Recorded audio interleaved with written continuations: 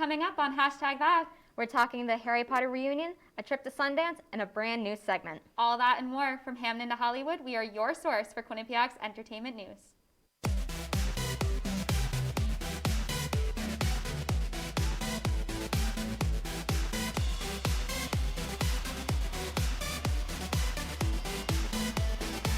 From Hamden to Hollywood, we are your source for Quinnipiac's entertainment news.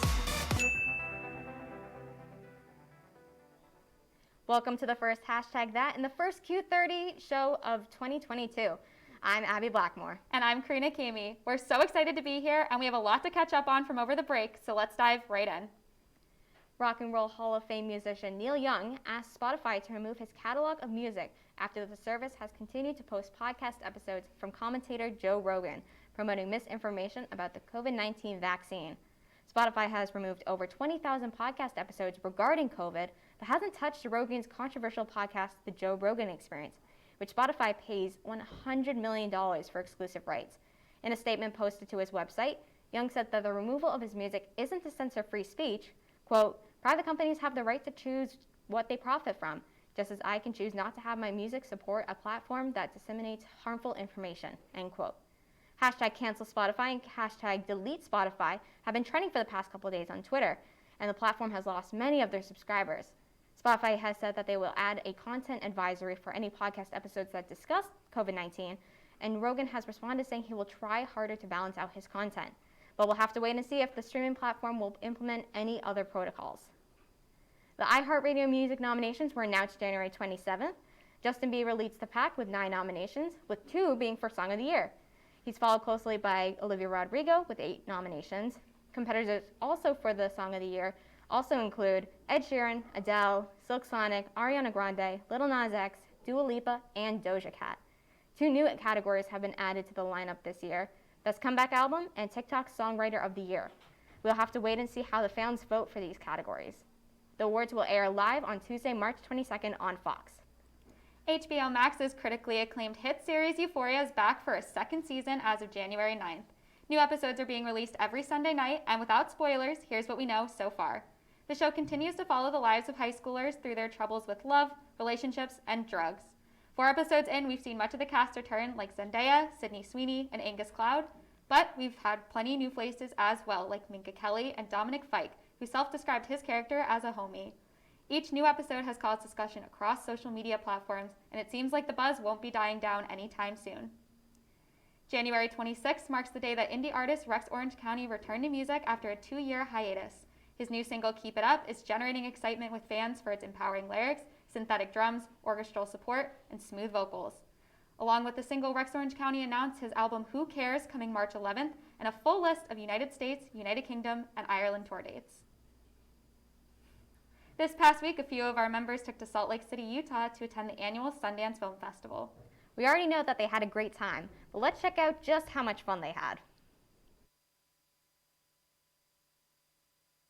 Hey hashtag, it's Audrey. I just got back from the Sundance Film Festival and we watched a bunch of movies, but my favorite was Lucy and Desi. It's a documentary on Lucille Ball and Desi Arnaz, directed by Amy Poehler, and I recommend giving it a watch if you love I Love Lucy, Amy Poehler, anything. It was really awesome, really inspirational, and I recommend giving it a watch when it comes out on Amazon Prime.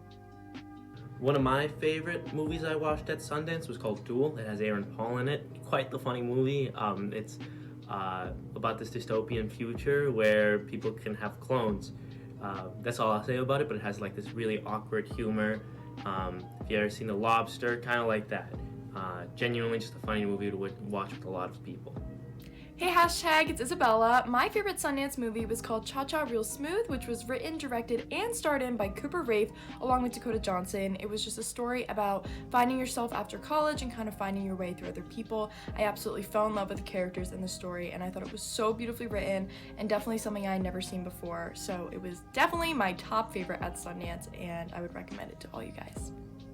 Hello, my name is Michael Hanley, and my movie from the Sundance 2022 lineup had to be Alice. It is about a slave who is exposed to a world beyond her imagining after she realizes that she's not really in the 1800s, she's in the 1970s. It talks a lot about civil rights, the Black Panther movement, and how crazy the world really is.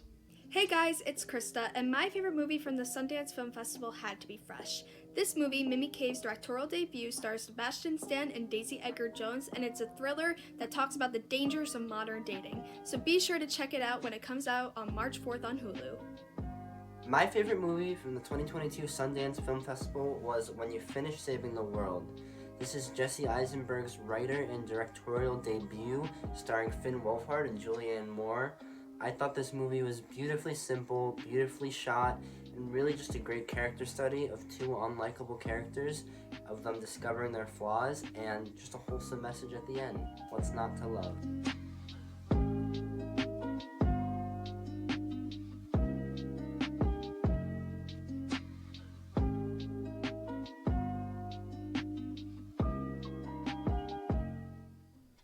Well, it looks like our friends had a much more fun start to syllabus week than we did. Oh, definitely. We're heading out to our first commercial break, but when we come back, we have a new segment coming your way. Don't go anywhere. What do you think you're doing, Kevin? Was just gonna drive home. There are several warning signs present that you shouldn't be driving. Like hearing voices? Like your text-to-emoji ratio? Oh man, the selfies.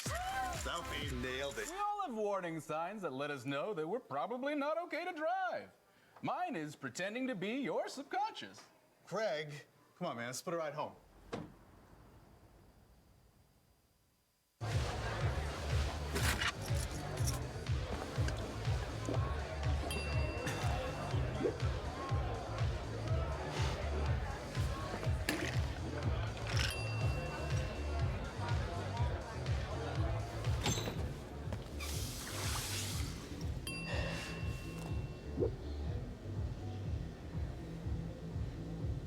If you need to do something to feel okay to drive, you're not okay to drive. Don't drive buzzed. Multiple studies have shown that marijuana can slow both driver reaction and response time, which can be really dangerous. It's here. It's here. Wait. What? I can't drive. What? My. Oh.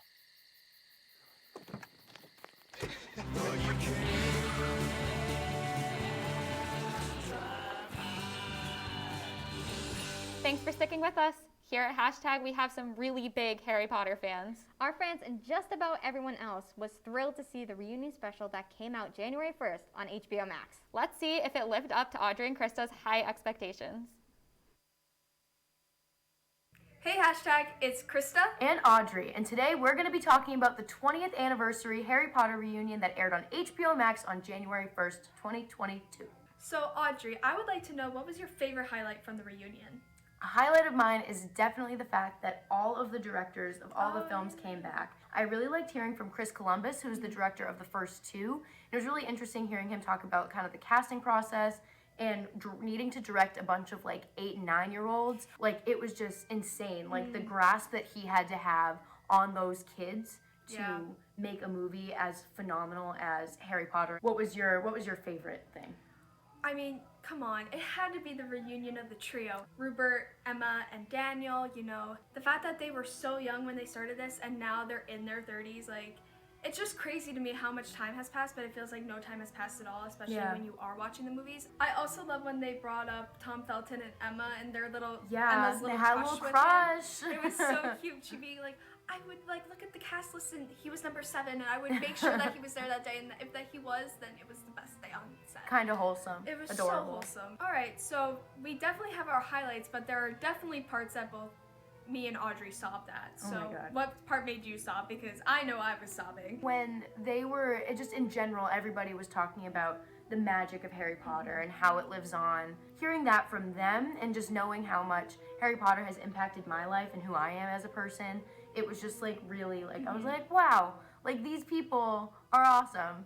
And it just really, it meant a lot to see them talking about it. I think the part that made me like sob was Hagrid. Robbie Coltrane. He stated that he might not be here in 50 years, but Hagrid will live on. That part, it broke me. Yeah. It broke me. Overall, I was really impressed with this reunion. I thought it was really well done, and it hit all the right points. If you haven't seen the reunion already, make sure to go check it out on HBO Max. And now we'll send it back to you guys at the desk. Peace out, Hashtag. We promised a new segment, and our very own Mason Glad is here to deliver on that promise. Mason, take it away for our first ever late night highlight. Hey hashtag, I'm loving the new set, and it's time for a brand new segment called Late Night Highlights, where we discuss the top 3 moments from late night TV this past week. Let's get right into it. Lin-Manuel Miranda appeared on The Tonight Show on Friday to talk about the huge success of Encanto. Miranda's Encanto soundtrack is currently #1 on the Billboard charts. The flagship song, We Don't Talk About Bruno, is now the biggest song from any Disney movie ever, topping even Let It Go from monster hit Frozen.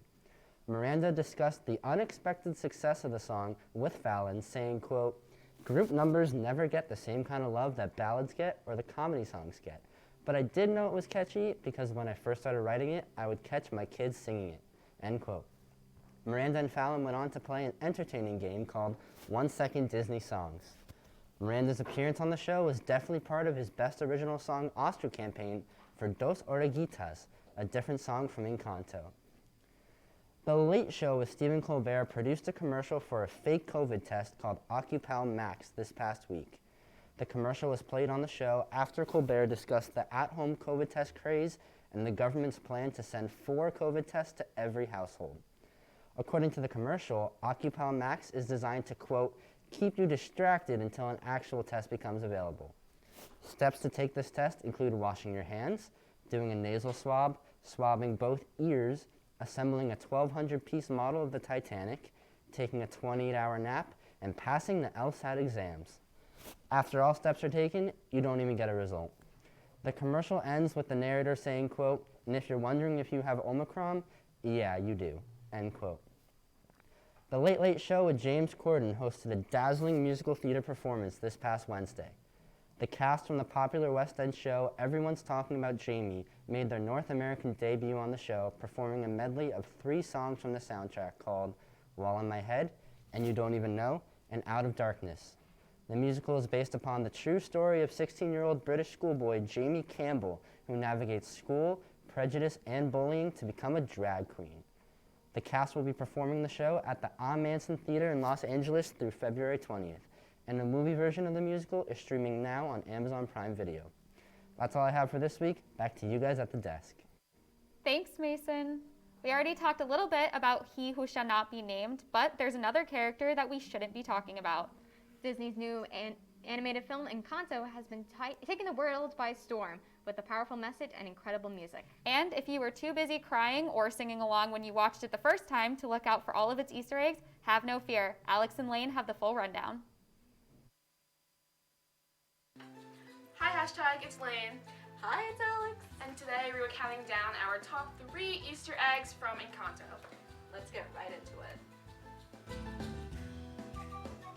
So before every gift ceremony, we can see that every child wears white clothes to represent a blank slate. However, later on, we can see their clothes change to match their gift. Juliet's outfit often represents a mortar and pestle to represent her gifts over food. Dolores' blouse has sound waves on it. And Isabella's dress has flowers, and there are many, many more. Another really cool hidden detail that you may not have noticed right off the bat is how sensitive Dolores' hearing really is. In the celebration scene when everyone's clapping, she uses her fingers to produce a quieter sound, although that may not make much of a difference in the crowd. She also covers her ears during the louder noises like the fireworks, which is also pretty cool. Perhaps the best part of the show, or the most famous part of the show, is Bruno, and we're going to talk about Bruno. Yes! Specifically, we're going to be talking about all the Brunos you can find in the promotional posters and in the movie. In one of the posters, you can see a hidden Bruno right under Mirabel's elbow behind the plants in this poster. And in another one, you can find him hiding in the leaves. And my favorite, in the song We Don't Talk About Bruno, you can see Bruno right behind Dolores and Mirabel, just jamming out to the song right with them, which is so funny, and it's kind of a nice little Where's Waldo during the movie. So those were some of our favorite Easter eggs that we found. Did you catch them? I'm Lane. And I'm Alex. See you later, hashtag. Well, I don't think I saw a single one of those when I watched the movie. Me either. But this gives a great excuse to give it another watch. Don't go anywhere. We'll be right back with the Hollywood news update.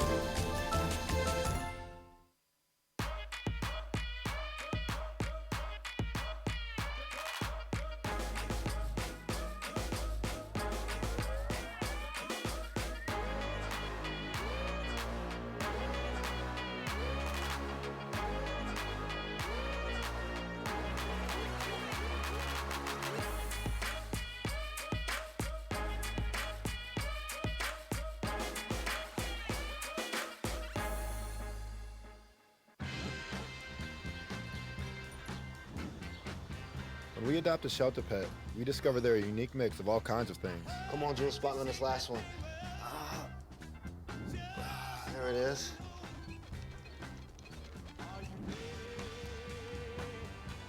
Keep going with it. Leo. They're a little bit of a lot of things, but they're all pure love. We've got Ben Kane here with us tonight and a ton of news to catch up on. Ben, what do you have for us? Hey, hashtag, it's been a while, but I'm here to bring you what you may have missed in this week's Hollywood news. When you think about birthdays, what's the first few things that come to mind? Obviously the cake, the presents, the candles, and even singing happy birthday. Well, Kanye West wants to change that.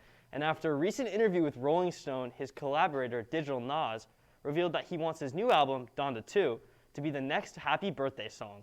The album is set to be released on February 22nd in 2022 and is a follow-up to his Grammy-nominated album from last year, Donda. The first installment of Donda was released in August of 2021, and after lots of anticipation, it definitely lived up to its hype. Digital Nas and Kanye were able to analyze their album's success and figure out what worked and what didn't work when creating Donda 2. The album is rumored to be produced by Future and could potentially feature the likes of Cardi B, Pusha T, French Montana, Travis Scott, and even will.i.am. Now everyone knows that Kanye usually never releases his albums on time, so I want to ask you guys, what do you think? Will this album actually come out in February? I think there's almost zero shot that it comes out in February. Like you said, he's known for saying that it's going to be this release date and then it just doesn't happen, especially if he's trying to get all of those people on his features. There's no way he's going to be able to coordinate that quickly. Oh, 100%. I agree that I think it's going to he's going to push it back. I don't know when, maybe like a week or two before it's scheduled to come out, but I think it might even be more than that. I feel like he just says things. That's always been my opinion on Kanye West. He just says things and hopes they happen. I agree, yeah. Ben, what do you think? Is it actually going to come out on February 22nd? So you guys know I love to read, and what I've been reading about this album is that he already has about 140 tracks done that he's done freestyles over. So it's basically the scraps from the first album. But Kanye had never releases an album on time. Donda, the first one, was supposed to get released 2 years ago and it didn't. But let's just go to the next story. So Brenda's song is Living the Sweet Life. They're having their son Dakota last April. Macaulay Culkin and Brenda Song are officially engaged. Reports emerged after Song was spotted with an engagement ring on Monday in Beverly Hills. The couple has been dating for 4 years now, and after they met in 2017 on the set of Changeland, which was directed by one of Culkin's friends. The two have kept their relationship very quiet in the past, often describing themselves as homebodies.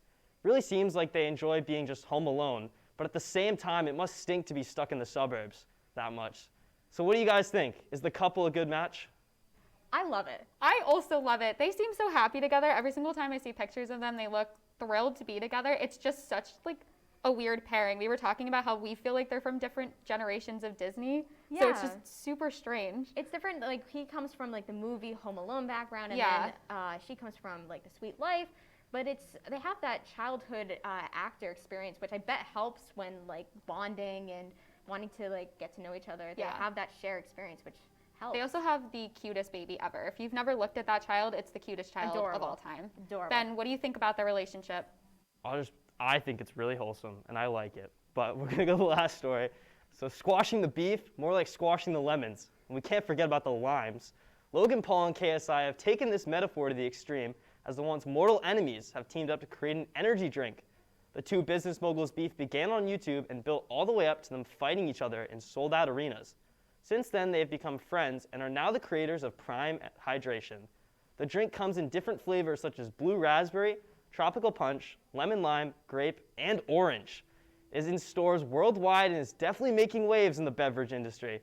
Now, I personally am dying to try it, but every time I go looking for it, they're always just sold out. But what do you guys think of this collaboration? Do you think the two will be successful? Okay, I think they are going to be successful because it's Logan Paul and KSI, and I think the name is really helping them. And like, I hate giving my business to Logan Paul, but I really want to try it. I want to know if it's good. I feel the same way. They're definitely pointing at that target demographic of teenage boys who follow like their YouTube and the fighting as well. This kind of like story of like, oh, being enemies, and then all of a sudden they're friends and now business partners. Yeah, going to make $1 million business for no reason. Another one for both of them.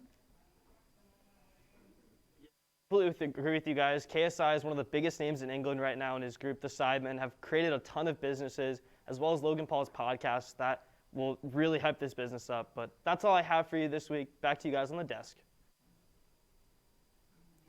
It is always a pleasure to have you, Ben, and thank you for the update.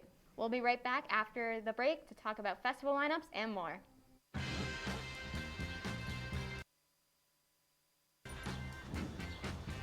When we adopt a shelter pet, we discover they're a unique mix of all kinds of things. Come on, Jules, spot on this last one. There it is.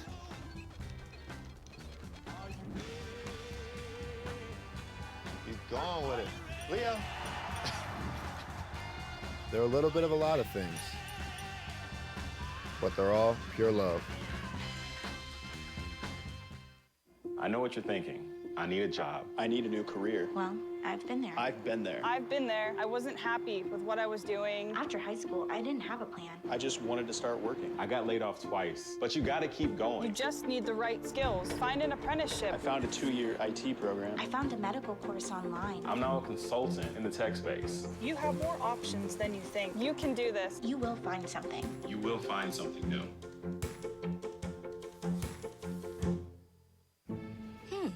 Maybe you can make retirement happen. After all, you made home ownership happen. Homeschooling yourself on loans, beefing up your credit score. So I'm pre-approved. You were like, yes! Sorry.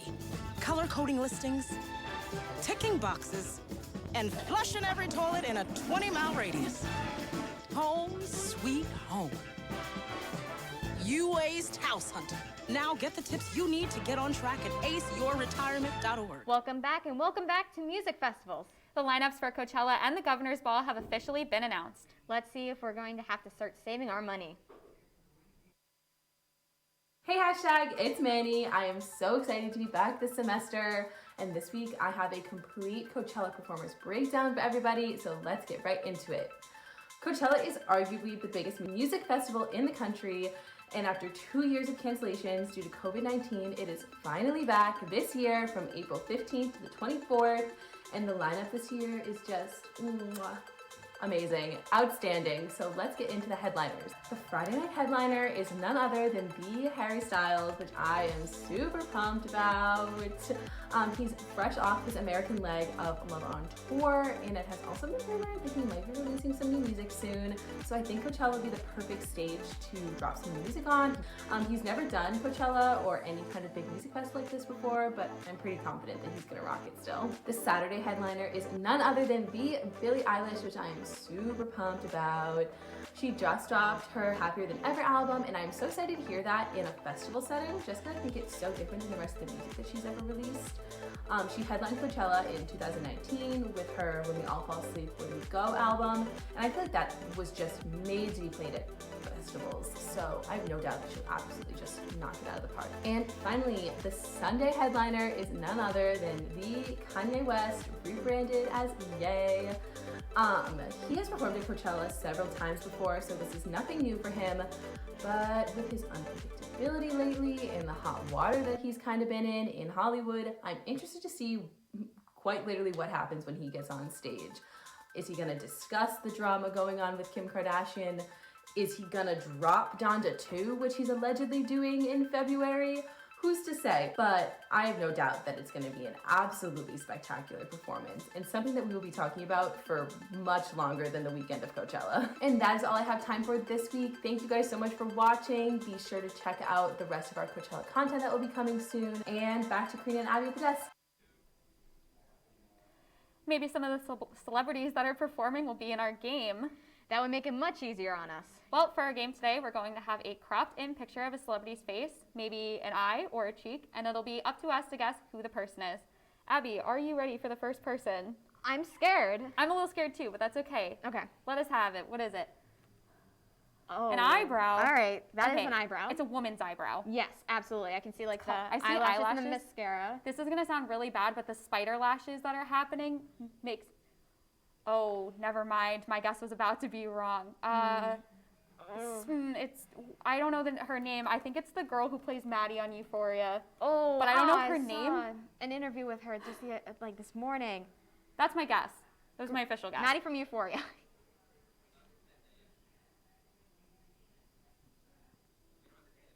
Oh, it's Zendaya. That's what Zendaya's eyebrow looks like.